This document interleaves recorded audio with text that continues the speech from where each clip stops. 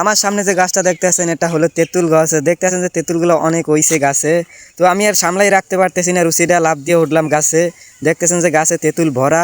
আমি এবার একটা তেঁতুল ছিললাম, এটা মানে অর্ধেক পাকা অর্ধেক কাঁচা। তো এখনো অনেক তেঁতুল আছে গাছে, আমি আবার একটা তেঁতুল ছিঁড়তে আছি। দেখেন তেঁতুলটা পুরোপুরি পেকে গেছে। এটা হলো পুরো এই গাছ পাকা তেঁতুল। দেখতেছেন তেঁতুলটার কালারটা দেখেন, আমি এইমাত্র তো ভাঙলাম। ওই যে এক ছোট ভাই আছে, সেও তেঁতুল গাছে উঠছে।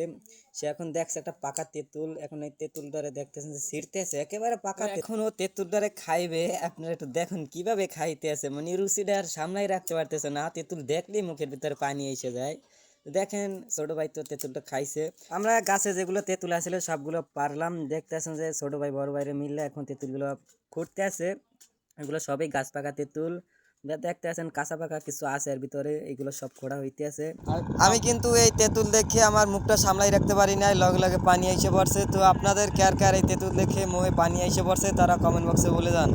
আরও নতুন নতুন ভিডিও পাইতে হলে পেজটি ফলো করে দেন।